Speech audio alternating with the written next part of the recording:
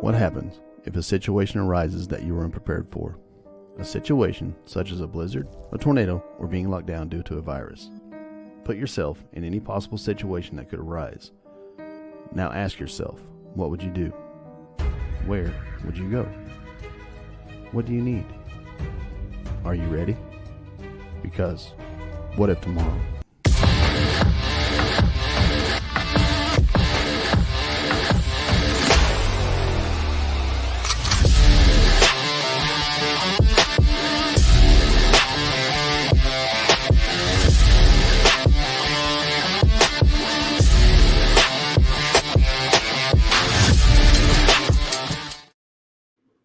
Welcome to another episode of the What If Tomorrow podcast. I'm Philip. I'm Mark. And man, tonight, with all this hectic, crazy stuff going on worldwide, you have people in the streets everywhere. You got everything going on. Trains crashing, what was it Ghostbusters said, dogs and cats sleeping together. I mean, I'm surprised we haven't seen that yet, but it's just crazy right now. Crazy world. But I want to break away from that tonight. As everybody can see, if you're watching, we got our good buddy Joe with us tonight. We're talking permaculture tonight because tis the season. So welcome back, Joe. Dude, how's it going, man? How's it going? It's been a while. It's been a couple months. Buddy. Yeah, since we've done a permaculture show, dude. I'm excited about this. You're right, man. There is a lot of crazy stuff happening, and this is a good topic to kind of not only prepare you for crazy stuff that's going to happen, but also take your mind off all the crazy stuff that's going on. It's a good double-edged sword to tackle this thing with. It's awesome. Dude, today my wife and I went to a farm supply store, and we were looking at seeds and all that. That's the first time in my life I'd ever picked flowers out. Flower seeds. Really? Yeah. Never done it. That's awesome. But we're integrating, from the last show. I've been watching a lot of Jeff Lawton, and I want to play some stuff, a little short video of what he did, but we'll get into that here in a minute.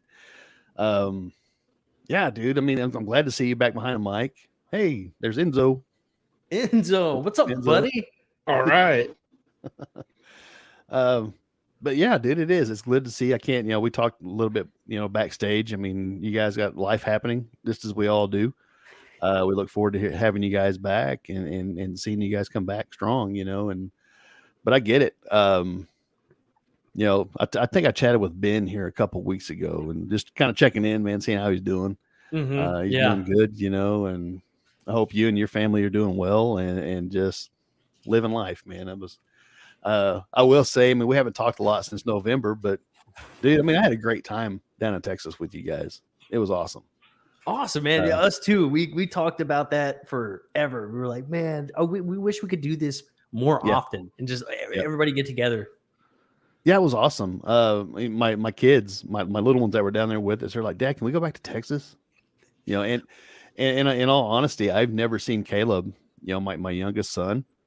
I've never seen him attach himself to, not even me, attach himself to anybody like he did Ben. Yeah, dude. And it was awesome.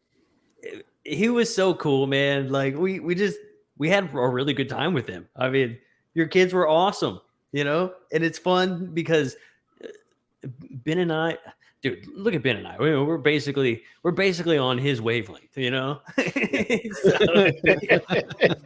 we're like, yes. Finally some kids we can hang out with. Right. Yeah, but dude, they are always asking, Dad, when can we go back to Texas? I was like, well, we'll have to figure it out when. And don't forget, you guys have that open invite up here for the Paracon. Yeah, that's right. Yeah. What, September? I think I just saw it on our group. September 29th, I believe. Let me look at my calendar. Saturday. I'm terrible with that.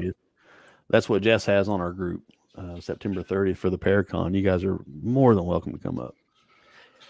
That sounds pretty dope. The end of September is my wedding anniversary. So maybe we can do wife anniversary and end on the Joe anniversary part. Yeah. It'd be sweet. There you go. She would love that too, man. She loves this stuff too. It's so funny. Yeah, I mean, I think the plan is, unless it changes, correct me, Mark, if I'm wrong, but the Friday night before I'm throwing a whole bunch of stuff in the smoker. Ooh. And all the panelists are going to come up to my house and hang out. We're going to hang out in the fire pit, do some sky watching and trade stories. That is still the plan, sir. And do let me know if there's any supplies you require, because I will help you out with that. I mean, I know this is kind of talking business, but oh well. Hey, if there's food involved, there's nothing wrong with it. Yeah, talking. I'm all about business when there's food. Heck yeah, but you guys are more than welcome. I mean, even if you just want to come up and hang out, you guys are more than welcome. I mean, that'd be awesome, man. That'd be awesome. Heck yeah. But anyway, on with the show. Real quick, check out our website, whatiftomorrow.media.com. Check out our merch over there. Check out all of our links for our affiliates over there. We have Conflicted, the game. We have Duke Cannon. We have EMP Shield, which, solar activity is going crazy right now. It really is. That'd be a bad thing to have. So look into it. Do yourself a favor. And also, again, with all the stuff that's going on right now, realistically, I don't think the dollar has much longer. No, that's scary. I sincerely don't, and I'm not trying to scare anybody. I'm just being real. You better find you some wampum real quick. Yeah, for sure, man. So while you can, guys, again, it would be great if you used our link for My Patriot Supply to get you some food insurance. Have extra food that way. I mean, you never know. We've had all these tornadoes here the last week. Mississippi and Little Rock and all that stuff getting hit. Yeah, it could happen anywhere. Yeah, I mean, it's going crazy right now. It seems like the whole world is going nuts. I've heard some spiritual, I don't know if I'd say leaders, but commenters or whatever, talking about, the Earth's going through a cycle in the galactic positions and all this stuff. I mean, but it's just going crazy right now. And we're along for the ride. So why not insure yourself to help yourself through these situations to where you're not worried about food? So, like I said, we would greatly appreciate it if you used our link. But if you don't and you go find somewhere else, that's fine too. I just ask and implore you to get you some food preparedness going. And that leads us into the night. Now's the time. People are planting gardens. People are getting their stuff ready to go. We've got now our dining room cabinet and our dining room table are covered with plant starts. I've got so many projects. I mean, I think I talked about it here a couple of weeks ago. We hatched chicks. We got all of them. We're helping other people out. We gave some to my brother. We're selling eggs on the side because we're getting between 15 and probably 18 eggs a day right now. More than we can handle, but that's what it's for. It's to help each other out. I mean, we're not making money off of it. We're only selling for a couple bucks a dozen, but it helps recoup the feed cost. I mean, I love that, dude. That's perfect. Yeah. I mean, we've been preaching hard on, community, and that's what it's going to be about. It's going to be about your local community, your tight knit groups and things like that, helping each other out. And multiple people I've talked to share the same opinion. So I don't know if it's a collective thing, if it's just that's what people see as an option, or the only option, I should say, especially in like rural areas like this. Yeah. Right. There's my brother. You're already there, dude. I mean, you're already following the tenets of permaculture, right? I mean, there's three things that they mainly go by, and that's earth care, people care, and reinvesting of surplus. You know what I'm saying? And so just by doing this all alone, you're already creating little microclimates and ecosystems and growing soil and introducing things to the area that are going to be good for the earth. It's good for you and it's good for the people around you. And now you have this surplus that you can give to other people or reinvest it back into your garden, the earth. It's awesome. It's just those three little rules. If you follow those, really, really awesome things can happen. And like you're saying right now, I got these chickens, I got so many eggs, I don't know what to do with, there are people out there that are very, very hungry. And here you are, you just started this well, I won't say simple project. There's nothing really simple about it, but like the idea behind like, just get a couple chickens, right? And see how you can make that work. And now here you go. You got all these extra eggs and stuff, you have extra. It's awesome. Yeah. And that's for me, that's the goal behind it is I want to have enough, because I sent you a picture, like January 1st, we started our build. We haven't gotten a lot farther because I've started other projects. I've got a shed, a rabbit shed. We're trying to consolidate everything to make it faster to get our chores done. But that way they're all there in that one area. Yeah. Once we get that finished, we're going to let them kind of acclimatize. We're moving some rabbits around out of our hutches, all that stuff. But once they kind of get acclimatized, we're going to really start trying to get them bred so we can start producing meat. And we decided we're going to start raising, we're going to start hatching and raising chickens just to butcher. Yeah. And that's just something that people are going to have to realize. In my opinion, they're going to have to realize and understand how to do this stuff. Right. I mean, there are so many people who think that all this stuff just magically appears at the grocery store. They don't have any idea of the process. Right. Yeah, it definitely does not. And also it's important to know that if you're ever put in a situation like that, it takes a plant a really long time to grow.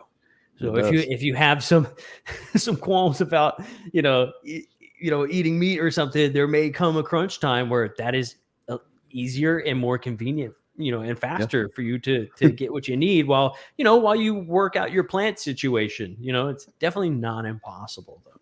No. That's why humans are omnivores. That's right. That reminds me of a funny little story. Caleb, my 8-year-old, he's been outside helping me work on the shed and doing some other stuff. He was helping me move rabbits and helping me shovel rabbit poop and all that yesterday. And he's just out helping, and he's enjoying digging and all that stuff. And because I put up a cheap little greenhouse so I give me time to build my bigger one.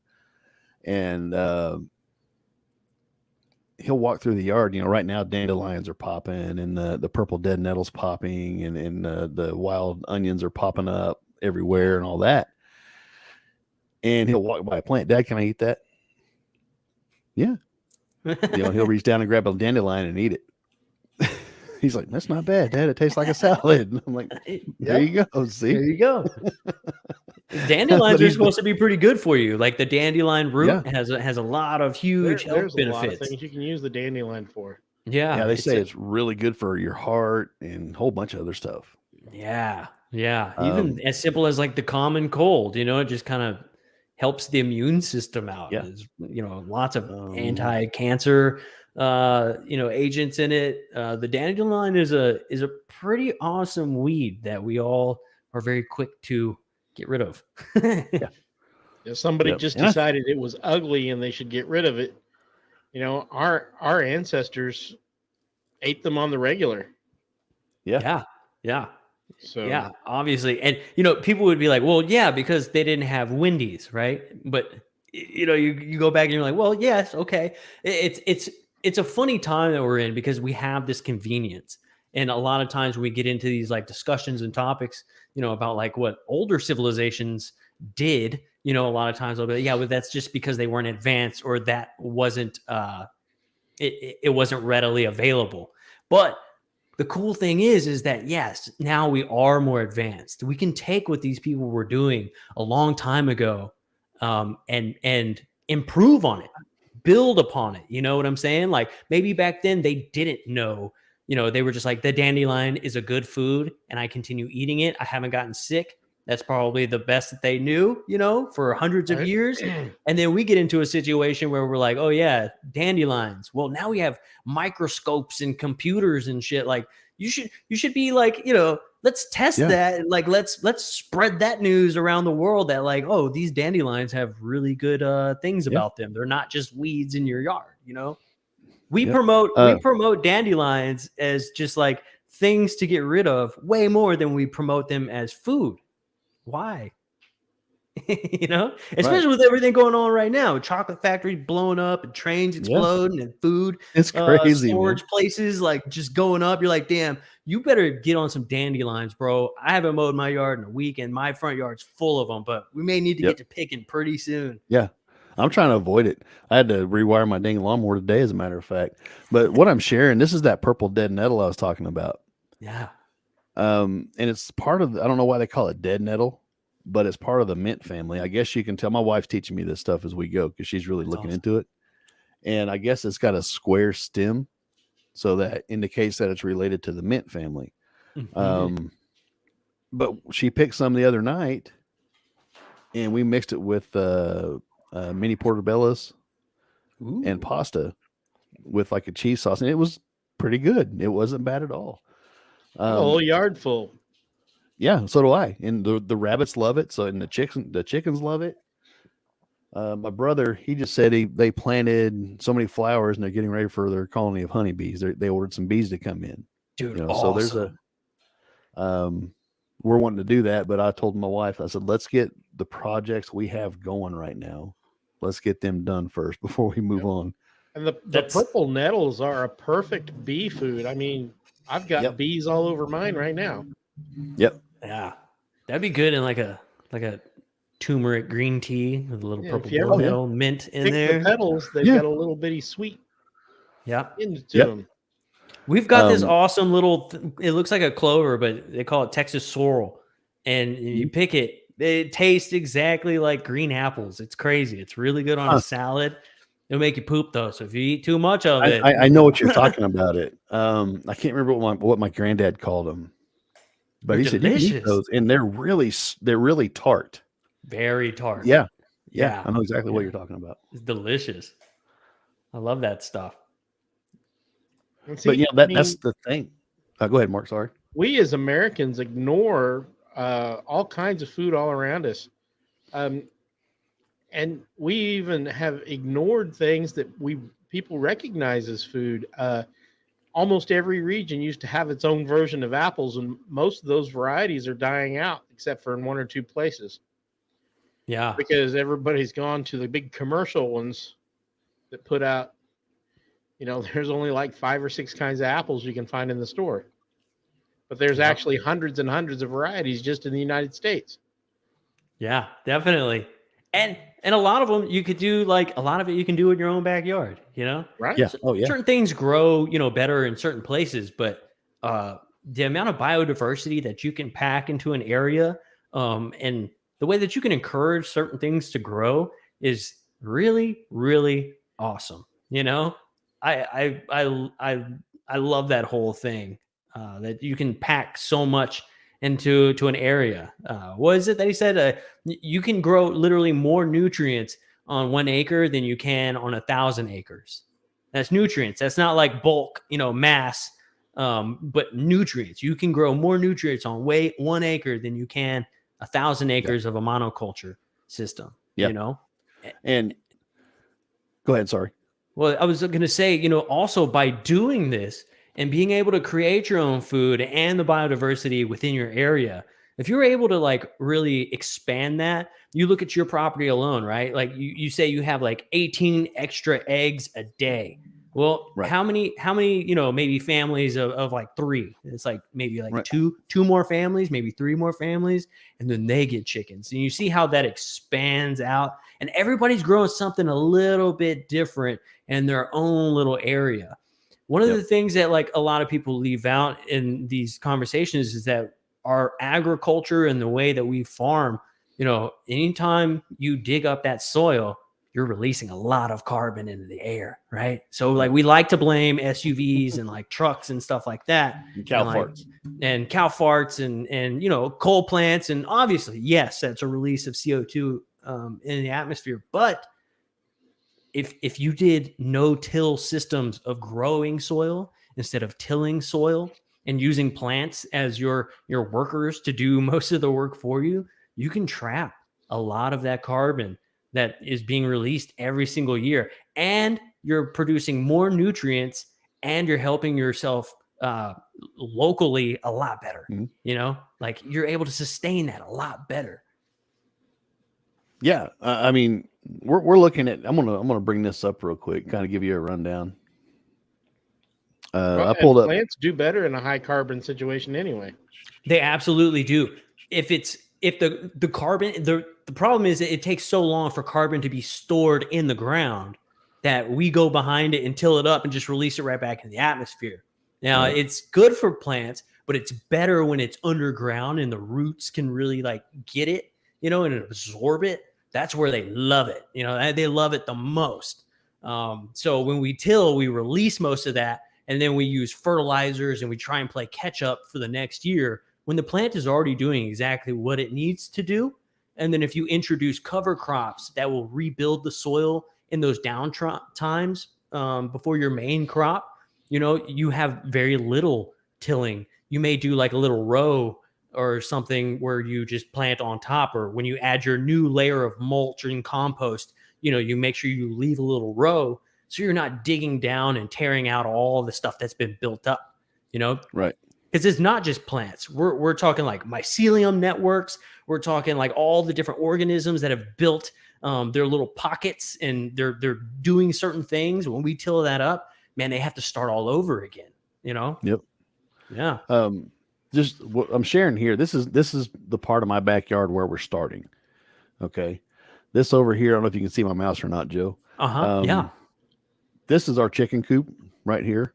Love it. I'm thinking about expanding it down here, but I'm also going to build another impromptu chicken coop for the meat birds. I've got my rabbit shed over here. Then, like under these pecan trees here, I've got my other rabbit hutches. Nice. I've got my first garden area is like right here, but we're going to expand out here because we don't do anything with this, right? Yeah. Yeah. There's a fence line and there's a fence line. I'm going to tear these fence lines out. These trees have fallen. This is an old picture. So I've got to get this cut up. I'm going to dig a pond, I think, right in here. That would be awesome. And then I'm going to put bamboo in here. Oh, so yeah. That bamboo is a good crop. Good idea. So that dead tree, when you cut it up, I wouldn't if you're going to use it for something, that's cool. But if you're feeling lazy, a lot of people just like want to get rid of their stuff.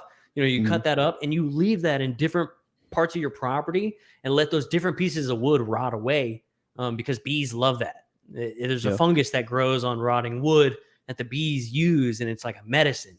So cool. I always, when people are like, we just had a whole bunch of trees. Everybody had a bunch of dead trees recently. And, a lot of it was just getting mulched up and thrown away. But if you have that capability and the space to be able to let some of that stuff just decompose out in the woods, it's productive for everything that you're going to be putting on your land in the first place. Yeah, I mean, I built a compost bin. It's like a 2-bay compost bin. We're working to throw our chicken manure in there to break it down because it takes a long time for chicken manure to break down. For sure, it does. But we're taking little steps. And now it's planting season, so we're going to start getting things planted. My wife wants to do the 3 sisters plant with corn and squash and beans. Yep. And like I said earlier, this is the first time I'd ever went and actually picked out flowers. But I'm going to companion plant a lot of it. Perennials, annuals. I've been watching a lot of Jeff Lawton. He's the man. I've got several things from him pulled up now. Yeah, I've got a little video I want to share here in a minute about what he did in Jordan. It's their 10-year time lapse. It's like a little 3-minute video. Yeah. That stuff is crazy. Yeah, the flowers is a great idea. Just sprinkling them out throughout your garden and your crops. It encourages pollinators to come into the space and where you're growing food. I mean, it's such a great idea. Always mix a little bit of flowers with your crops. Yeah. Good but idea. I decided, so I was looking at what good companion plants for tomatoes and cucumbers and things like that. And some of these are even edible. Yeah. Some of the flowers are edible. They say mix them in salads and stuff like that. I'm like, hey, it's even better. I mean, that just adds more. I want to play this real quick since we're kind of chatting about Jeff Lawton real quick. Do it. It's a pretty cool little video. I've watched it before, but a lot of people haven't. I've been telling everybody, go check. If you're interested in this, go check Jeff Lawton out. Because I started checking him out after we talked about it, I think last summer when you were on last time. Uh-huh. And Yeah, I mean, well, I'm just been fascinated by it. The guy has so more knowledge than I'll ever have in this field. So, but yeah, this is his deal. I tell everybody that he basically made an oasis out in the middle of the desert. The driest part in that area, in the desert. Yeah. And well, I'm sitting there trying to push play on this side. That video is too cool.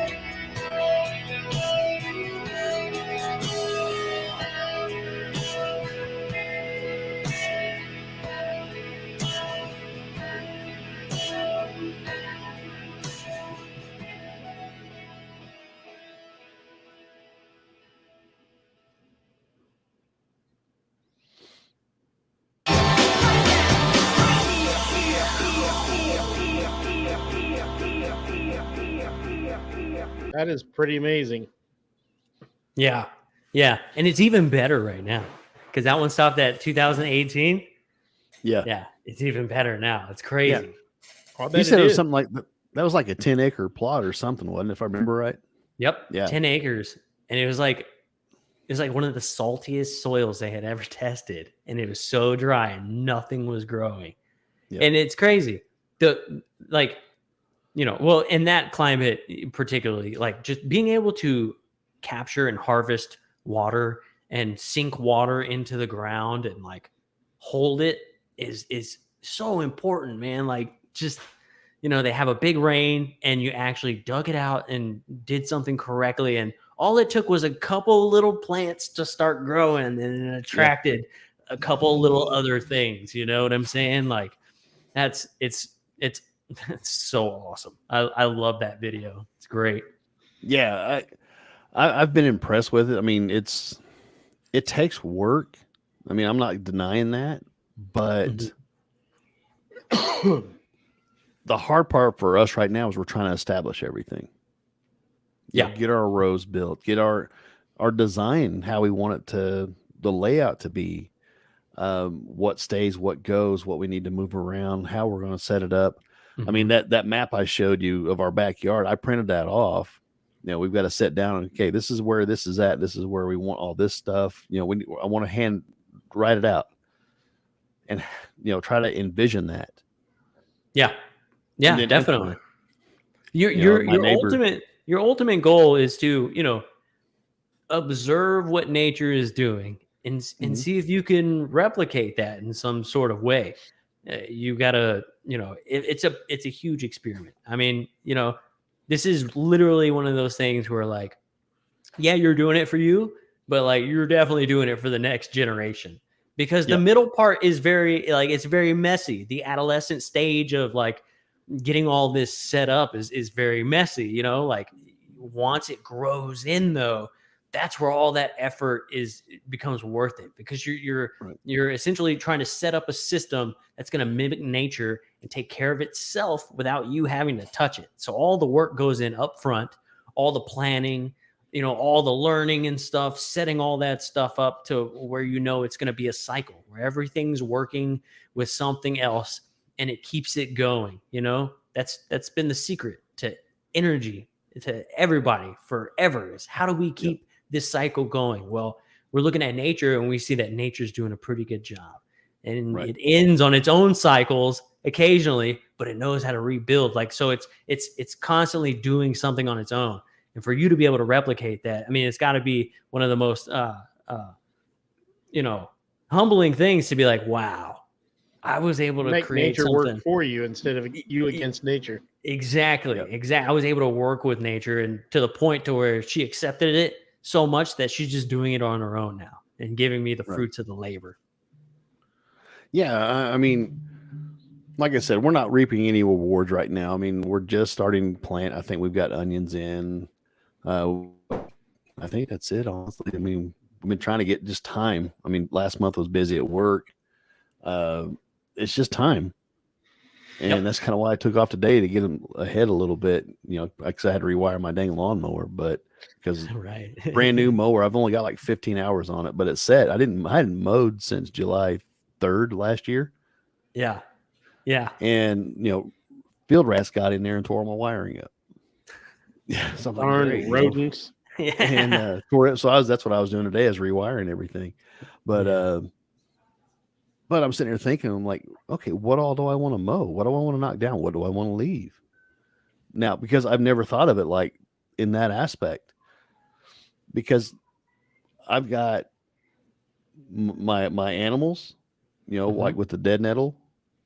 Yep. That's a supplement. That's a food supplement for them. I don't want to get rid of that. The longer you do it, you start finding more and more things, and then it's funny how you go like, well, I need to mow the grass. Well, I can't mow any of this. It's all so useful. Every single piece of whatever you want to call this out here is useful in some way. The grass is the least useful thing in your yard. Right. And it seems like every year, either way, here, since we moved out here, about the time we go to mow for the first time is when morel mushrooms start popping. And the last several years, I mean, except for last year, it was so dry. And it may not be this year, because we haven't got a lot of rain yet, but they always pop in my front yard. I mean, dozens of them. Yeah. Like, I'm going to wait to mow because I'm waiting on these things to pop, and I don't want to run them over, because that's how I found it the first time, was I ran one over. I was like, oh crap.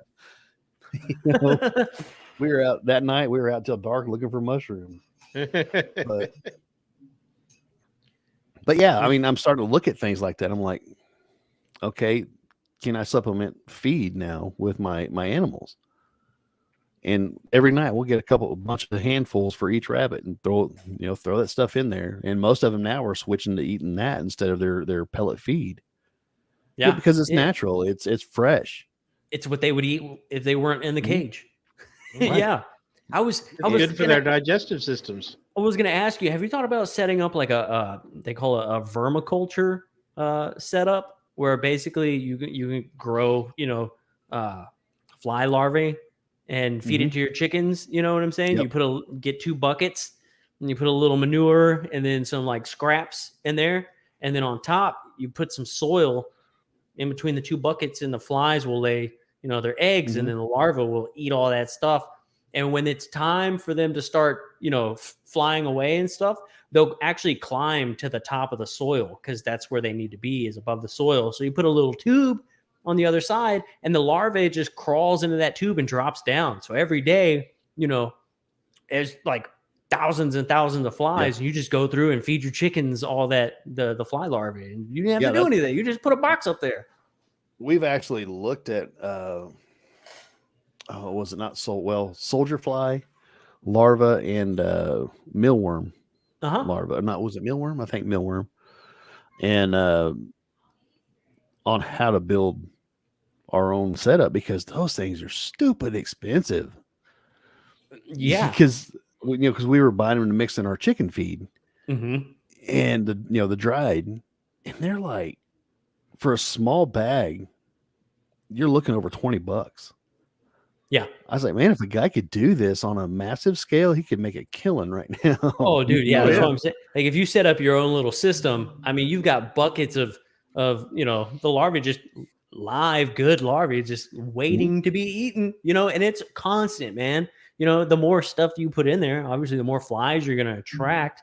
But it's like, it's all composting down. They're eating it. You're having to replenish it. You just got good soil on top with these little, chicken food that's coming out of it the whole time. You didn't have to, you put the initial cost in to like maybe build it. Maybe you didn't put the initial cost in. Maybe you had 2 Home Depot buckets sitting at your house. It really can be that simple. Some cardboard.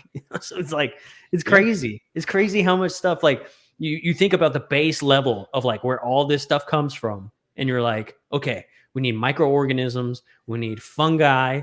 We need to make some soil. We need some bugs. How do we do that?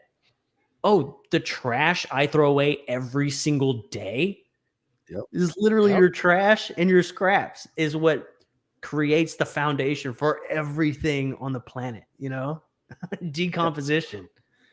What I found cool, and it's nothing new. I mean, everybody's seen it before, and I think it's a thought process, a new thought process for me, I guess. Now that we're going down this road, because we laid the cardboard out, because one of the first videos, and you were telling me about it last time we talked, one of the first videos of Jeff Lawton, laying down the cardboard and the manure and the straw and all that, and said, there, you got a garden. Yeah. I was like, that's so simplistic. But we started that, like I said, in January, and we sent you the pictures of it. And we're looking through yesterday, day before, something like that. And the ground underneath all the cardboard and straw right now, we lift it up and look, it's full of life.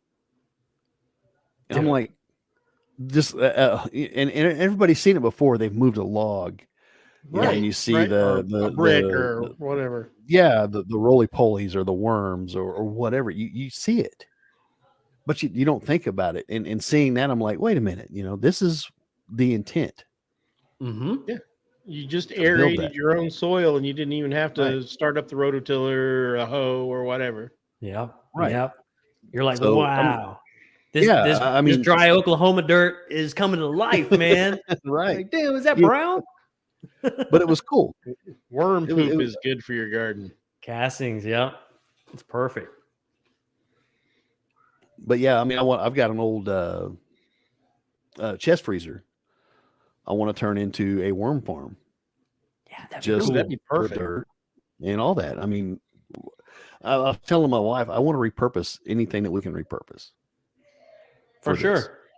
Oh, and you can repurpose a lot. Yeah. You can repurpose a lot. I don't know about you, but my wife has a lot of Amazon packages coming to the door. Uh-huh. So, I think within like a month, I could probably sheet mulch 10 acres Right. of property. Amazon packages that come through. Building soil. You'll have the biggest garden in Texas. Dude, seriously, brought to you, sponsored by Amazon. Thank you, Amazon. Yeah, seriously. This is where you get your Amazon groceries, is from my 10-acre Amazon sheet mulch farm. And Amazon boxes are perfect because they don't have that shiny coating or anything on them, Yep. Just paper. Unbleached. Yep. That's the good stuff. That's perfect. Yeah, I've got so many boxes in my garage right now. And it's all in preparation. We've been gathering boxes. Whatever we sent, people have given us boxes. I'm like, I'll take all you can give. I mean, if you want to get rid of them, don't burn them, don't throw them away. I'll take them. Yeah, because I can use sure. Mm-hmm. Do y'all have any? I know you have a chicken coop. Have y'all thought about doing any like small mobile coops that you can move around the property? Yeah, like a chicken tractor type thing. I've thought about that with the ones we're going to raise up for meat. Move them through, because we're only going to, I think this first group, whatever we don't get rid of, out of the 30 we hatched, or 31, whatever, I'm going to build a chicken tractor and maybe a portable little coop. And that way we can move it around throughout the summer or whatever, because we plan on butchering probably sometime in August, the first group. The plan is next month, probably towards the end of next month, getting our next chicken or chicks ready to go. Nice. Put them or making them ready to go to hatch. We're talking about hatching them, which is a cool process in its own. No, Mom, I'm not becoming a hoarder.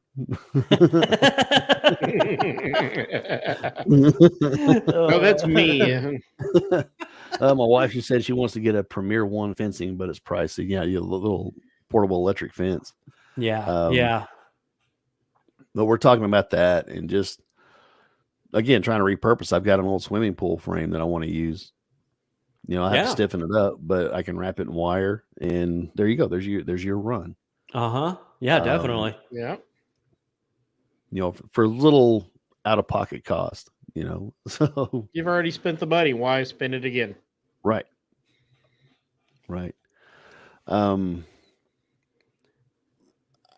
I guess one of the things that I've been really looking at, like I said, I want to dig upon. I mean, my neighbor down the road from me, he's an old retired bulldozer. He Cool. worked the land, all that. Super cool guy. He's an old Vietnam vet, and he actually stopped me. He told me one day, he said, "Man, if you ever need any dirt work done," he said, "I have a small bulldozer. I've got a backhoe." He said, "Let me know. I'll come down and help you out."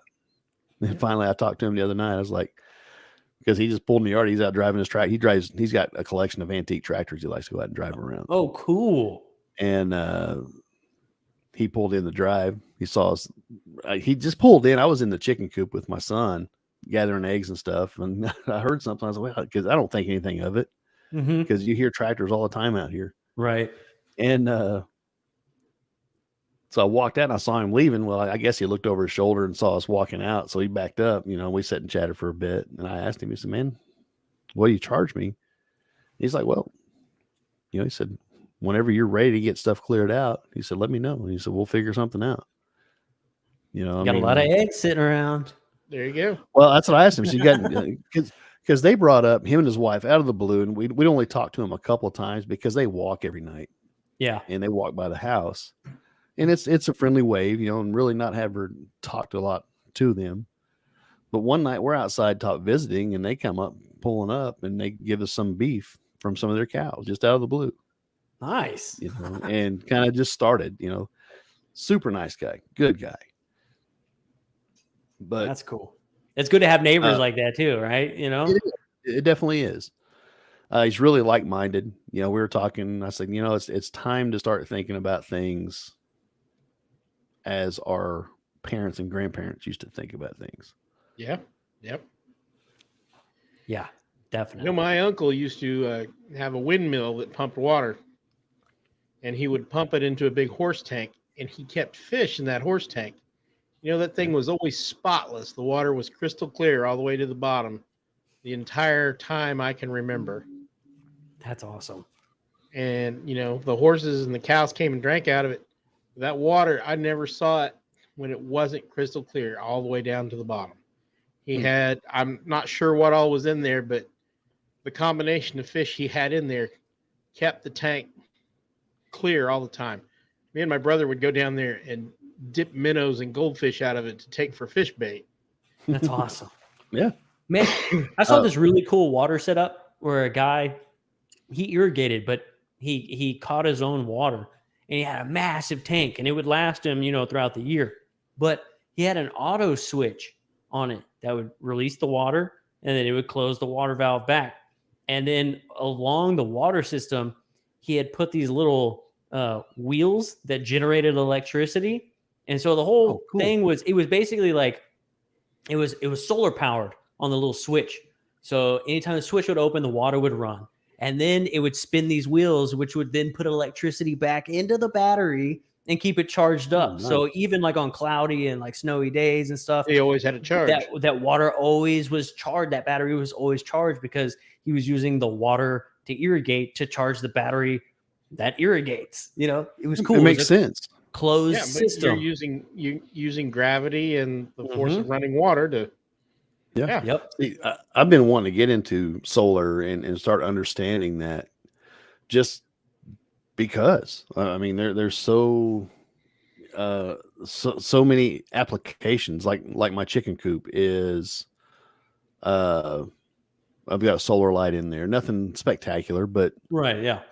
It kicks on at night for a couple hours and go down. You know, my mom said a rain barrel. Yeah, I mean, I want to start gathering. We've talked about, I've got some of those 300-gallon totes, those water totes. Yep. Here's something to think about with your solar. You know, the solar cells, they're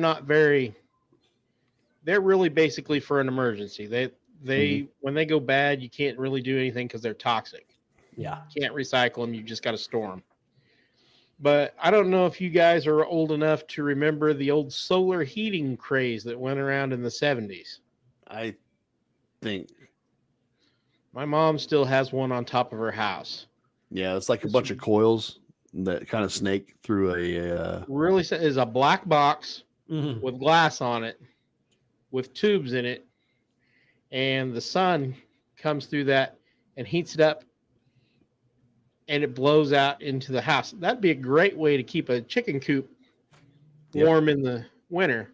Yeah. It would take almost no energy. Yeah.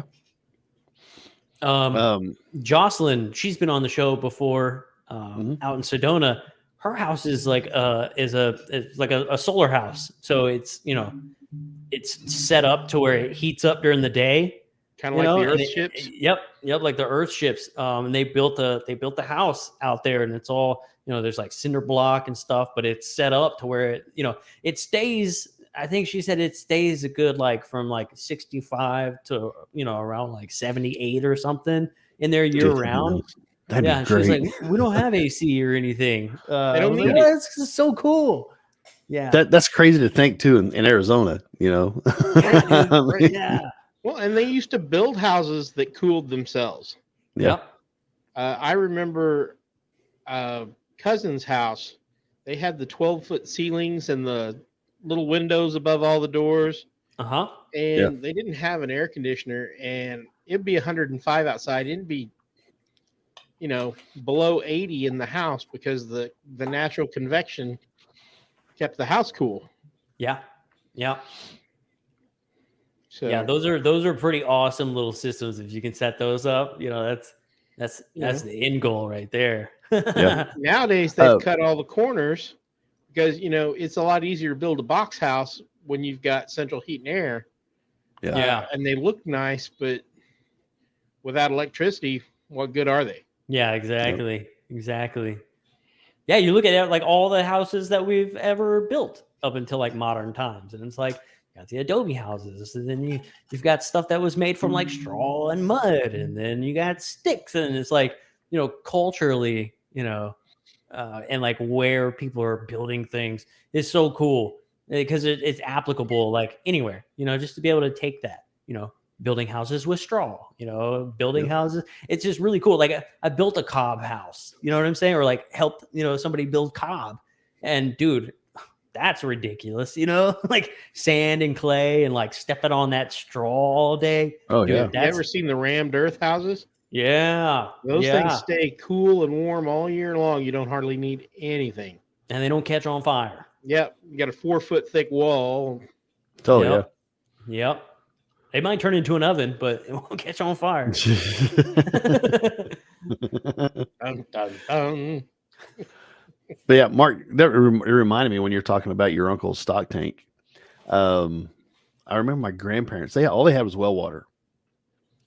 Right. And I remember they used to drop crawdads down their well to clean it. Yeah, that's cool. To get the well clean. It's pretty, I don't know, it's kind of cool to think about. You they know, used to put catfish in your septic tanks to keep them clean. Yeah. I have seen old septic tanks that still had catfish in the bottom of them. That's crazy. That is crazy. You know, no, nobody wants to eat it. It's in there. Damn. It's not mud. Big old catfish, man. Oh yeah, wine and white. You know. Yep. Oh my gosh. Yep, that used to be a thing. It worked. It worked. Yep. There was no roots in those lines. The little ones would swim down the lateral lines. Yeah. Keep the roots eating out of them. Dude, that's awesome. They stayed clean until you started putting chemicals down them, and then they all died. Oh man. That was really the end of the fish in the septic tanks, because when people started using toilet cleaner and stuff like that, you know. And the roots love the chemicals, right? Right. People have root problems. I had roots in my main line, and I was just like, damn it, this is gonna suck. Really copper sulfate. Yeah. That's so toxic. But, you know, I mean, if you really think about it, our grandparents, our parents, you know, in some instances, great grandparents, all that, the ingenuity these people had is all but forgotten compared to now. You know, the way they did things, the way they grew their gardens or their farms. You know, in World War II, everybody was asked to have a victory garden to support themselves. We've gotten so commercialized and so far away from that. Yeah. I think permaculture is a solution. I truly do. Now that we're really jumping off into it and starting to get an understanding of it. Yeah. And we've been studying. That's the answer. I'd love to turn my whole backyard into a permaculture oasis. It just has so many applications. And, you know, when you think of the word like agriculture, you think of a farm off somewhere, and there's, you know, tractors and they're doing work out there. You know, when you think of stuff like that, these terms, they're really like box terms. When you think about permaculture, not only does that include agriculture and like growing food, but permaculture can apply to anything. Permaculture, the idea of permaculture can apply to your work. It can apply to your personal life. Just the fundamentals and the ideas behind what permaculture is can be, you know, applied in every aspect of your life. It's not just applicable to one thing. And that's, for me, the most important part about permaculture is I can use it whenever I want to, you know? Right. Yeah, it's really... Even in big cities, if they were to apply this, I mean, how much more food would they have? How much easier would it be to feed the masses? Yeah, every green space was based about creating an environment where food and everything was plentiful. Yeah, when you live in an area where you decided to grow a garden and then the city comes by and tells you you can't because you didn't get a permit, what kind of ass backwards society is that? You know, what Absolutely. do you mean? Oh, well, this neighborhood requires that you have a finely trimmed front lawn. Well, nature doesn't want that at all. That's why it keeps growing weeds, and I have to spend all this money fixing it all the time. And half those weeds are edible. Yeah, and half of them are edible. Well, yeah. What happens if you? I mean, I know what'll happen, but just rhetorically, you know, what happens if you replace your lawn with food? You might get some lose visitors. Control. That's why they want to stop you. And that's exactly right. I believe that's what it is, Mark. I mean, it's all about control. Yeah. And that's why I've been kind of pushing this so hard. Is just like, man, if you can provide for yourself, it's going to make them. It's going to be a lot harder for those in power to control you, to hold food over your head. Yeah, being able to be somewhat self-sustainable is the biggest middle finger you could give to. You don't to the have man. To be 100% self-sustainable, although that would be great. Yeah, but even if everybody was 20% self-sustained, how much better would the world be? Yeah. If I only had to go stand in the bread line, maybe 3 times a year, that's better than being dependent on the bread line every week. You know what I'm saying? Right. What if I took every empty lot in my town and put a garden there and got all the neighbors to help me keep that garden up, and everybody could just come get whatever they wanted anytime, as long as they put in the work? Yep. How many grocery stores would we really need? You'd probably still use like a central one in your local neighborhood, like you're like a market where you would harvest and take things to market where everybody could, just go pick it out. It's almost like you're restarting, but you're kind of like you're pulling the reins back a little bit. Well, if it's like, no, sorry, we lost you for a second. No, you're pulling the reins back a little bit on that, and it's almost kind of giving you the power, because now you're opening up, like, it's crazy because we're basically just describing how the world works, but now you open up trade with another local town, that has different food than you do, and it's like, wow, we're just describing how the world already works, but we've taken that system and we put it in our own hands. We're not relying on somebody, to sign an executive order or sign a piece of paper or like make sure that this is, good and this and that. I mean, it's crazy.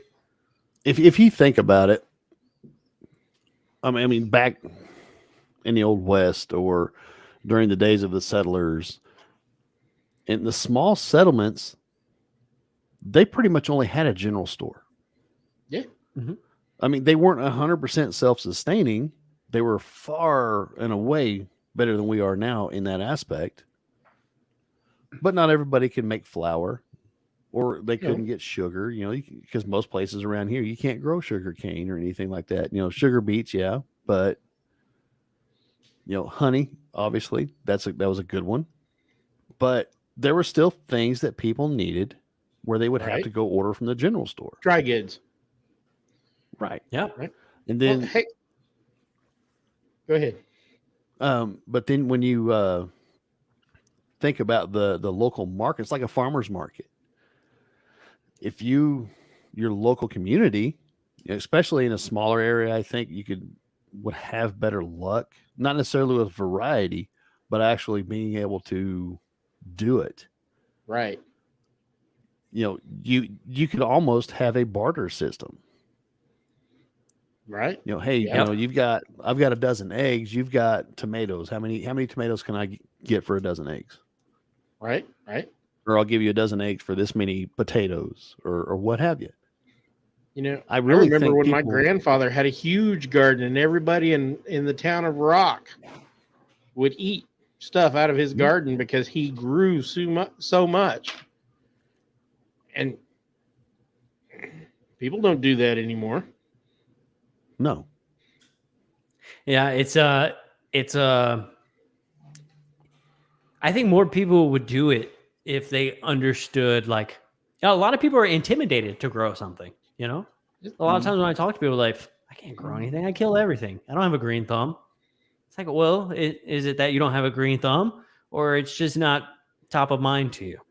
You know what I'm saying? There's a big difference in not having a green thumb and just one weekend you put something outside and then forgot about it till next year. And now obviously it's That's dead my problem. because you didn't do anything. you didn't, you know, that's what I was saying earlier in the show. I mean, the 3 rules are earth care, people care, and reinvesting surplus. Everything that you do in your garden or in your life, you can always ask yourself those 3 things. Is this good for the earth? Is this good for other people? And is there any way that I can reinvest some surplus back into this? And if the answer is yes, it's a go ahead. But if it's a no to any of those things, it's like, well, what good is this going to do anybody? Yeah. And that's an excellent philosophy. It really is. And like you were saying earlier, you can use it in life. Not just growing plants or animals or whatever. Kids, absolutely. Kids are the most important plant you're going to grow. You know what I'm saying? Absolutely, man. That's something that really has really drawn me into this is how yes, it is an ecosystem, but the harmony of it, with your animals, it all works in conjunction. Like you say, I mean, the way nature intends it to work. And I can, I've developed more of a picture in my mind of how I want things. And I'm sure my wife has as well. And there's probably some differences, and that's something that we'll have to come together and say, okay, what do you want? And like I told her, so we need to make a list of all the projects that we have and prioritize them, what we want to get done.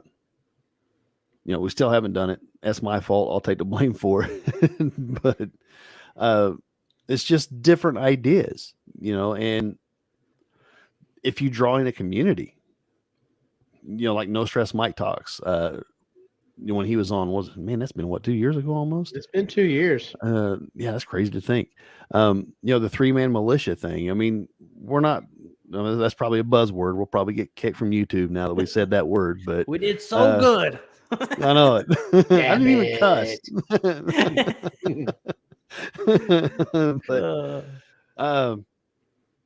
But his concept of like a 3-man fire team and stuff like that in his military experience, with that aspect, looking at your community, and that's kind of what we've been driving at probably the last 6-8 months, is driving longer than build that, a community. Phil. Yeah. Build a community, local friends, like-minded people, build a community, have everybody bring something different to the table so you can thrive. Because, and I've said it many times recently, that you're not ever going to be able to lone wolf and survive. No. Right. It's not going to happen. Just don't work. Right. Especially, let's say with the current events and things are going on, say the economy totally collapses, which I tend to believe we're on the verge. The government's not going to be there to help until it's so uncomfortable that people are yelling for them to help. And that's when I believe all these changes are going to be instituted. Yeah. They'll make it illegal for you to grow your own food. Right. I would bet you money. So, yep. If you're by yourself and people are starving and they're like, hey, this guy's got a garden in his backyard, what are you going to do to stop it? Right. You better have those friends you were talking about. Exactly. I mean, that's where it comes into play. No, that's when you go, what have you got to trade? I'll let you have, right. X amount. And also making it an understanding, like when you're talking about these gardens and stuff, like it's a little nerve-wracking up front to be like, hey, I have this food and this wonderful garden thing happening out here. But at the same time, it could also be the saving grace that so many people know about this amazing place that you can go and get food and you respect it because it's good for you and it's good for your neighborhood. So when you're able to create stuff like that and create a buzz among the local people, local people tend to gather in areas that they really like and they will protect those, so right. You could turn your food forest into something that's going to attract bandits, or you could turn your food forest into something that's going to attract the neighborhood people that want to come and protect your property because of how important it is. Yeah, community center of sorts. Mm-hmm. I mean, I Bill down the street's been feeding us. We better take care of him. Right. And the ultimate goal here, though, too, right, is that everybody's already doing this. So what's the point in having a bandit to come rob your house? Right. Right. See, I always, and I've said it a few times on the show, early on in my preparedness journey, I should say, I had the mindset of, if you're not willing to help yourself, I'm not willing to help you either. But after tons of self-reflection, I'm like, I'm not that way. I'm not that person. Mm-hmm. Don't want to be that person. It's worth. I'm not. It's worth the effort to help somebody always. Right. But the truth still lies in you can lead a horse to water. Absolutely true. You know, absolutely true. It's worth the effort for you to help that person as much as possible. But people who don't want to help themselves won't. And right. Unfortunately, that's just the way the world works. But that's, you put the effort in, you try. Yeah. And as long as everybody's trying to do that, we should be okay. Or try. Yeah. And the real world, we know that not everybody's going to do that. I've seen so many comments. Well, I'm just going to go take what I need. Then you got to be ready. There's other aspects of it. We're not even going to get into tonight on that. Yep. But I've seen so many other people doing what we're talking about, though. Right. There is a movement towards this. And quite frankly, the powers that be don't like it because they're losing their grip. Yeah, there's a shift happening, right? You see all this crazy stuff going on right now, and it's things scream the loudest when they're dying. And that's what's going on. There's a lot of loud screaming from just I think people are so fed up with it. They don't trust their government. They don't trust people who are supposed to be the professionals around them. It's like, who do we trust anymore? People are definitely in the space of like, I need to be able to like fend for myself a little bit. I need to be able to protect myself a little bit. I'm tired of all this evil stuff.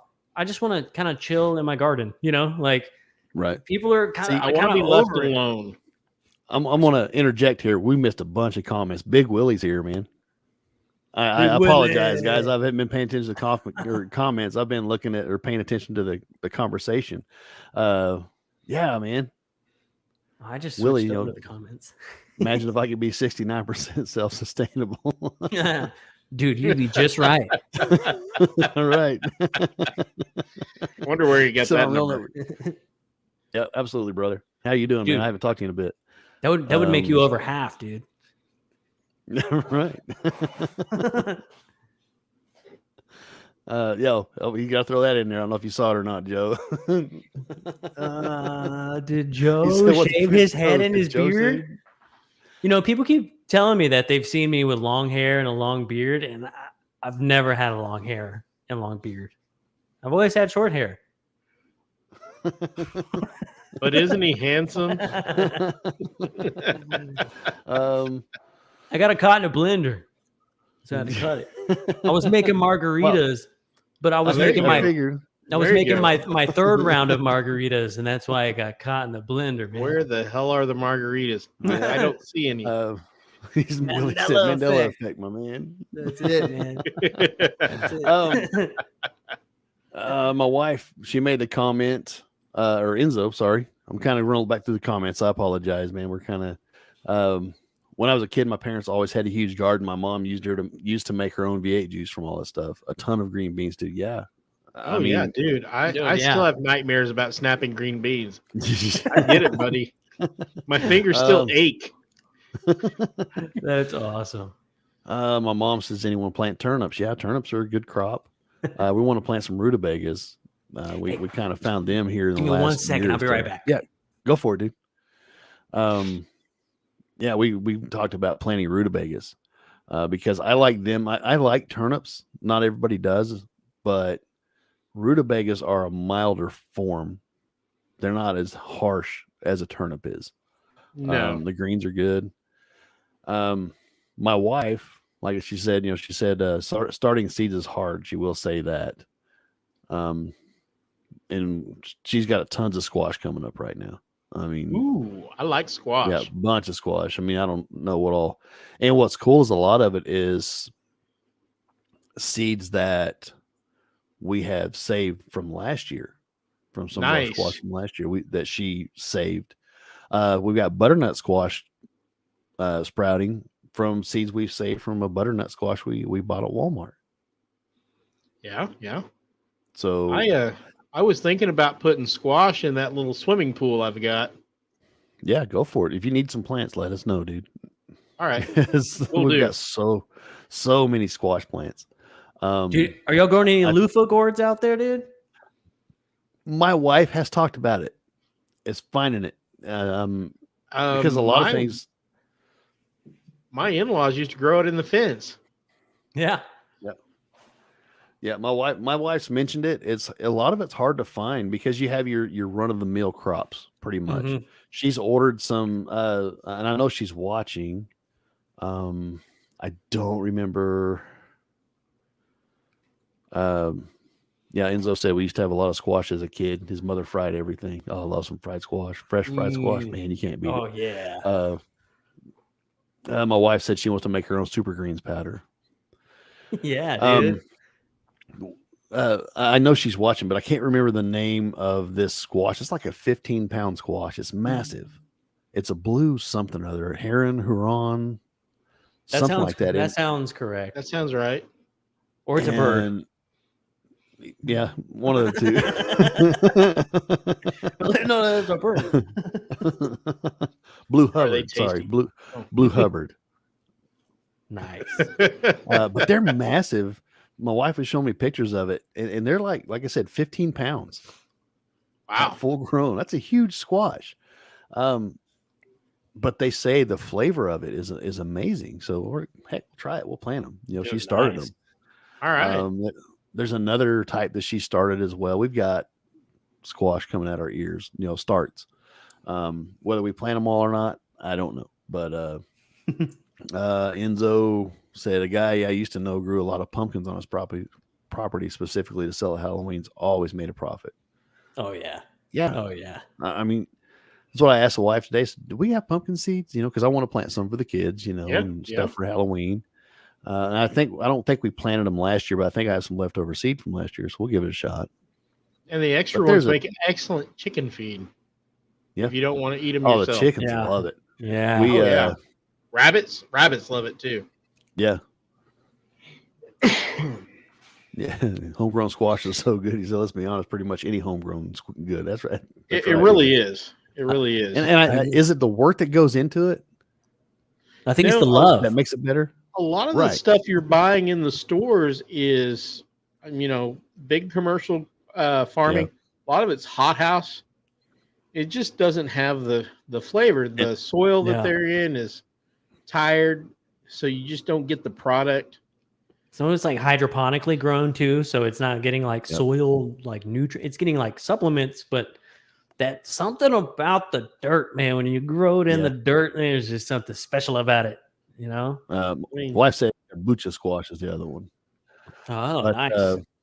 I would agree with that. But also on that note with the store-bought stuff, if you comparing a store-bought tomato to a homegrown tomato, the tomatoes at the store are harvested before they're ripe. Yeah, and a lot of them are GMO. Mm-hmm. Yeah.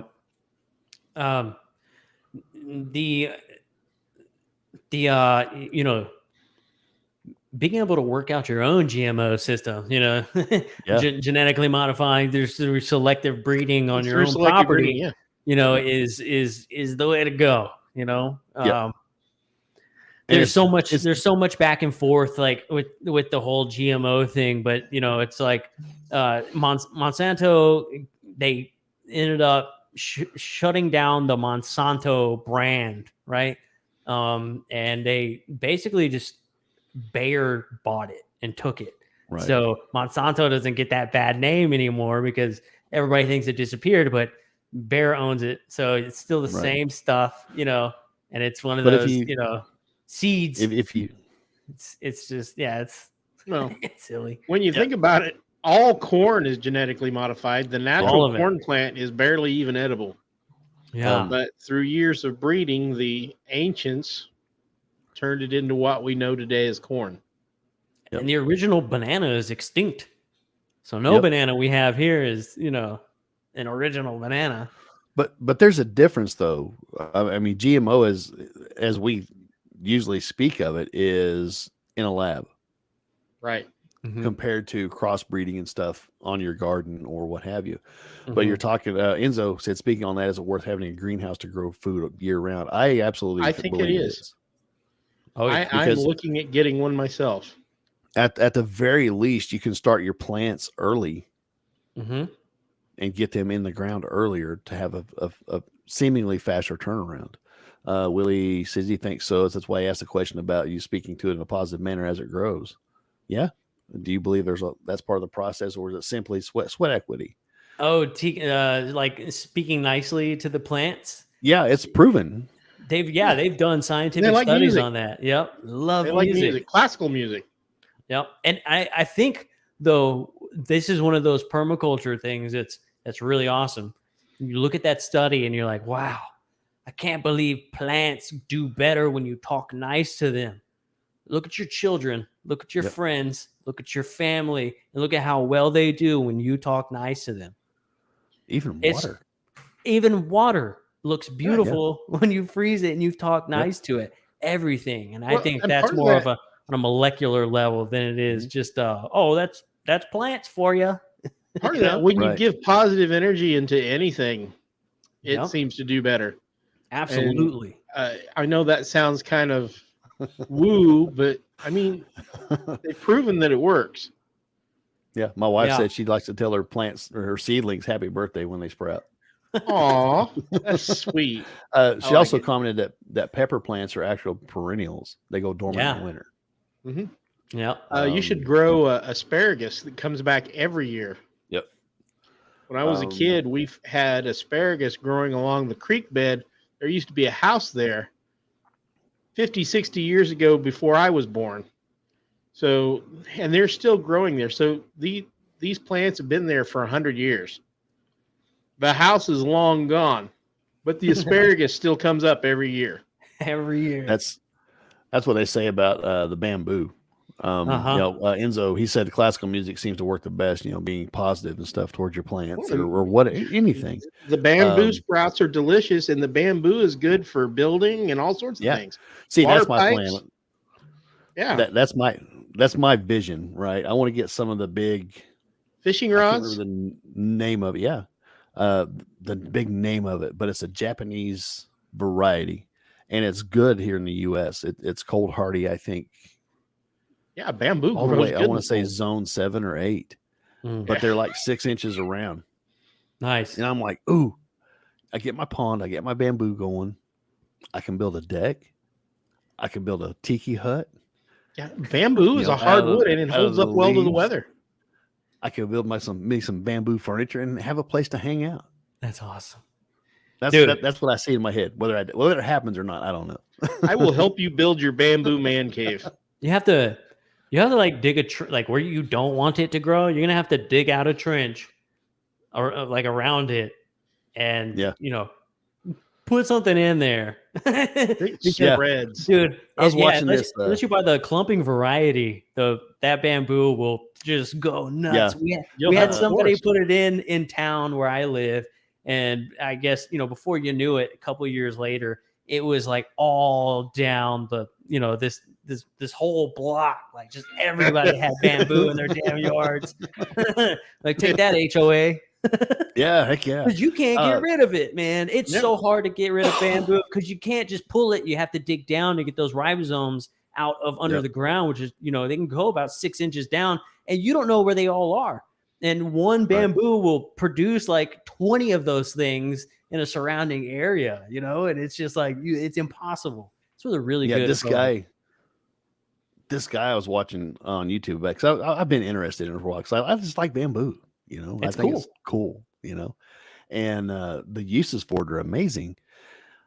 And this guy was saying early on when the settlers come through, he said a squirrel could go from the East Coast to the Mississippi without touching the ground because there was so much bamboo here in the United States.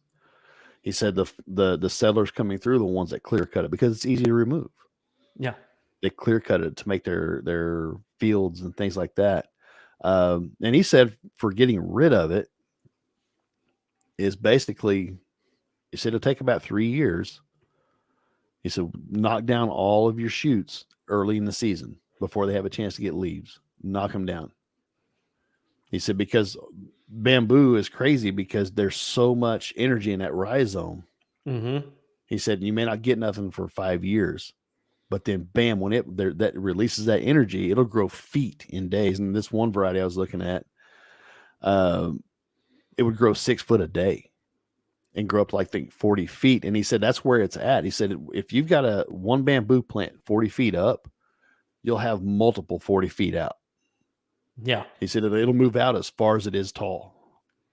Wow. Yeah. So it's pretty easy. It's pretty cool. I mean, I found it fascinating to think about. Yeah. Willie's like, I didn't either until I watched that. He said, I didn't know. And the uses for bamboo are amazing.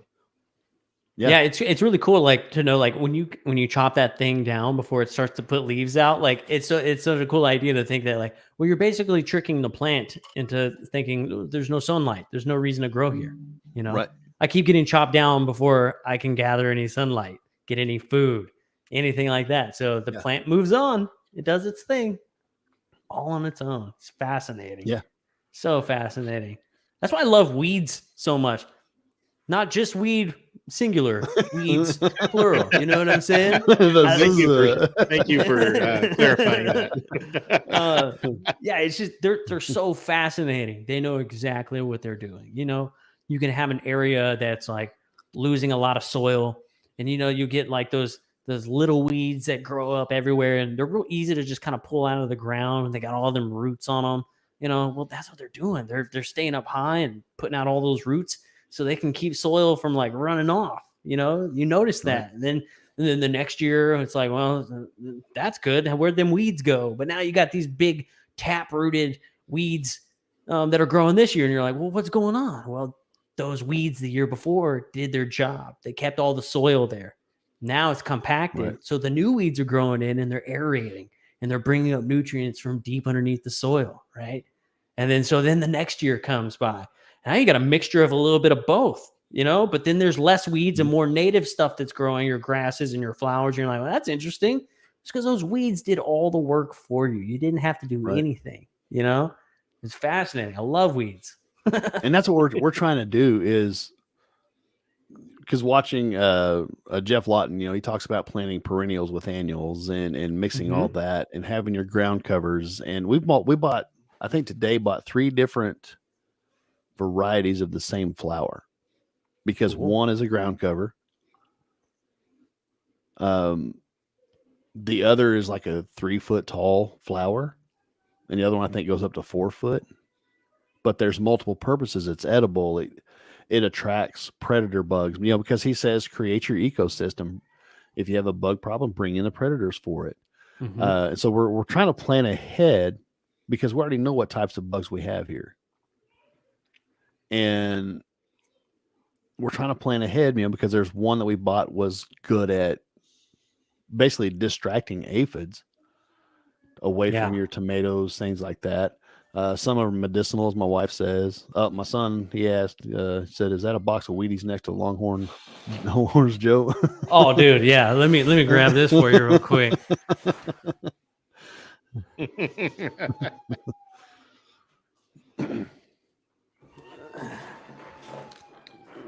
Yeah, dude, this is my official Texas Longhorns National Championship Mac Brown Wheaties, man, from 2006. I haven't even opened it. It's still sealed and everything. I'm hoping to get like $30 on eBay in the next 20 years or so. Right. You know what I'm saying? So, oh man, yeah. This is my 2005 National Championship Wheaties box, man. Hook 'em horns. Oh man. Oh, that's awesome, man. Yeah, it's just I found that the journey is pretty intriguing for me, because we're sitting there thinking this stuff through and talking with my wife, and because she is the plant person, and I'm trying to learn from her because what she's trying to do, and I'm trying to implement what she's wanting to do. My son said that's going to be worth about $50 once it turns into an antique. With inflation, that's 500. I hope so. I hope so. Maybe it'll go up worth about a bar of chocolate bar. Yeah. Oh, you can get some soap for this now. Yeah. Big Willie said sirens went off for his laser security system. Oh yeah, protects his Wheaties as soon as he picked it up. Yeah.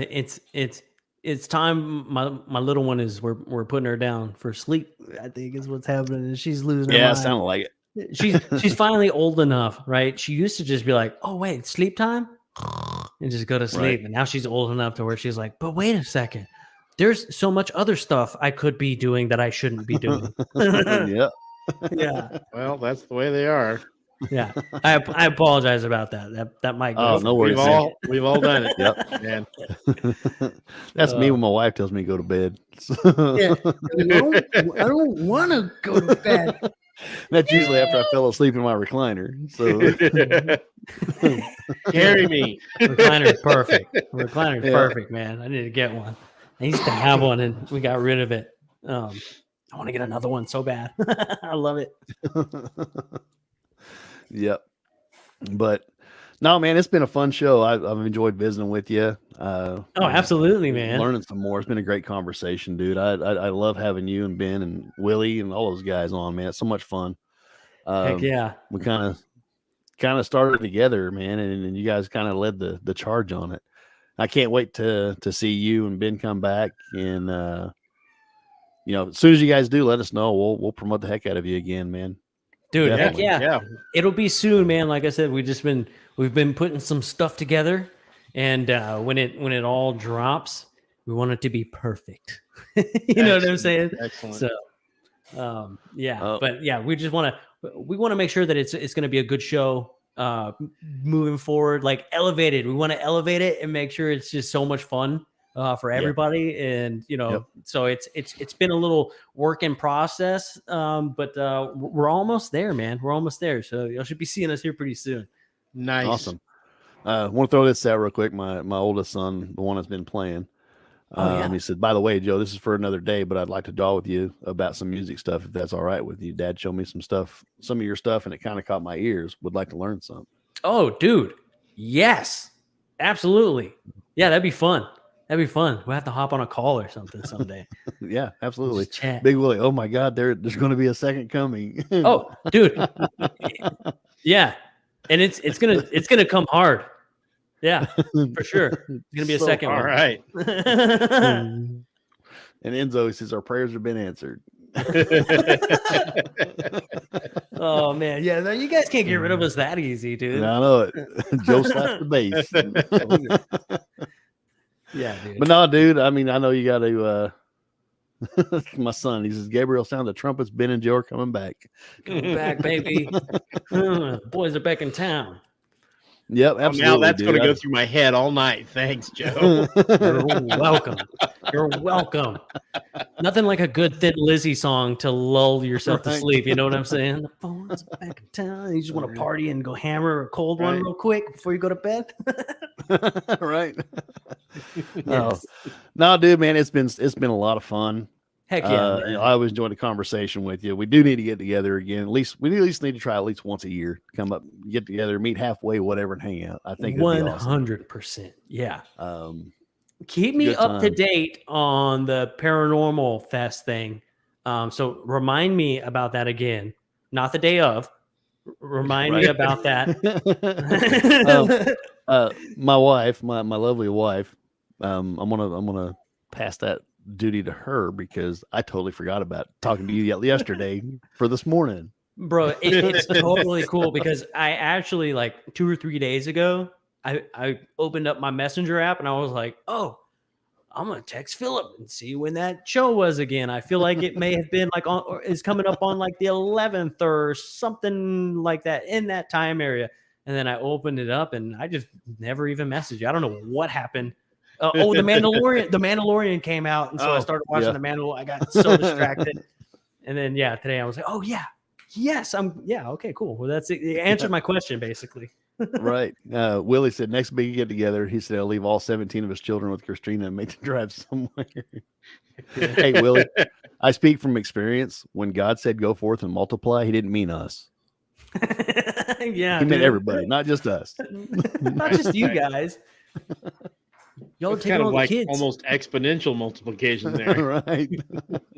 Well, hey, y'all got a good start if you're going to be building farms and stuff. So, Yep, that's right. He's going to need help. You got your permaculture help right there. Right. There you go. The next months. That's awesome, dude. He's making his own labor force. Willie, just say there's a reason he's called Big Willie, my guy. Well, it's getting a little deep now. Hey, awesome, Enzo. I'm ready, dude. He said he plans on going to the 5th annual Border Town Paracon himself. Heck yeah. Dude. We are looking forward to seeing you, Enzo. That's awesome. That's awesome. I'll share real quick. Yeah. Border Town means something different to y'all than it does to us. Border we Town. are literally within visual distance of the 37th parallel or the Kansas-Oklahoma border, as it is sometimes called. Yep. I like it. Yep. But yeah, man, you guys are more than welcome. September 30th. Dude, that sounds awesome. Because my birthday is October 2nd. It's on Come and Take It Day. So I may have to make a whole 2-week thing out of this. There you go. Oh, heck yeah. Why not? Dude, that'd be sweet. Yeah, Ben's wife's birthday is same day as mine too. But I don't know if she'll want to do that for her birthday, but let's go. Yeah, isn't his daughter's birthday around that time too? I can't remember. I think it is. I think it's near that. I think so. Heck yeah. Yeah, my wife, she said October 8th here. Then my son said October 12th. Mine's on 12th of October. We should celebrate. My anniversary is on the 7th. Dude, I like it. October party. Let's do it. Willie, come on, dude. He said, I'm coming for the barbecue that Jess promised. It's at my house. Come on, brother. There's going to be plenty. Let's do it. Seeing Enzo, he said he's only about an hour and a half from us. Yep, he is. I think he said Derby. I think, is that what you said, Derby, Enzo? yeah. You live over in He's Derby? over there where my mom lives. Yep, not too far. Dude. Yeah, I want to come out, dude. I want to check out your property. Maybe we can walk it and oh, absolutely. Well, I'll even give you the grand tour and the side-by-side, dude. Dude. Oh, all right. Yes. Yes. Nice. We can throw the kids in the back, strap them down, and go for a ride. Dude, let's do it. Let's do it. I'm game for that. Yep. Yeah, we'll take you on a tour of the whole area there's nothing, and it's perfect. So sweet, man. We have to take a chicken with us to the festival. Well, why not? You got to get a leash. You got to keep one as a pet. You know, obviously, you got to name it Harvey or something like that. Get one of those hippie chickens with a mop on the. Yeah, dude. Yes. I'll print. I got a 3D printer. I'll print off some of the Hulk arms for it and put it around his neck. That'd be oh, there you go. There you go. Give it a little chain, little medallion. Right. Just walking around. Oh, that's awesome. The fool. Oh, man. Take it easy, Willie. Later, dude. All right. All right, man. Dude, again, thanks for hanging out with us tonight, dude. It's been a while. Glad we got to catch up with you and visit and learn some more about permaculture. If you guys are at the least bit interested, reach out. Jeff Lawton, GE, the fancy name, GEOFF. Yeah. And I called him Geoff for years. Yeah, Geoff. Yep. Because I didn't know. Yeah. Silly but that guy, he is like the man on it. He's done TED Talks. He's got all sorts of information on YouTube. Look him up. If you're even interested in permaculture, that's the reference I would say go to. You'll find a bunch of other people on it, but I think he's probably the leading expert, probably worldwide. Dude, he's just so digestible the way he presents the information, and it's just a lot of fun to watch. It can get a little boring sometimes, but Jeff keeps it like very entertaining, and he's so passionate about it, dude. It just fires you up. You want to just like, I'm gonna grow trees right now. So it's that's why I recommended him to y'all last time, because man, he's just one of my favorites. I gravitated toward him, and his material is so good and easy to digest and easy to follow too. He makes it way too simple, and it really gets your brain going. That's what I love about it. So that's what drew me to it. It was the simplicity of it. Yeah, he makes you feel like you can green 10 acres of desert. Yeah, yeah. He makes you feel my wife said put Hulk arms on Cluck Norris. Cluck Norris is our rooster. Nice. He's a very busy boy because he's got 23 hens he's got to service right now. So what a tough job. And I know, and all the eggs that we hatched he's the father of all of them. So he's a very mellow dude. I figured that's why he's never been aggressive. Yeah, because no energy. Have time to be aggressive. You always catch him out back smoking cigarettes. Like, hey, we got work to do, buddy. He's like, geez, man. All right. But Joe, man, thanks again. Everybody else, sir. Thanks for hanging out. Thanks for being in the chat with us. It's been a lot of fun. And until next Monday, we'll catch you guys later. All right. Good night. Later.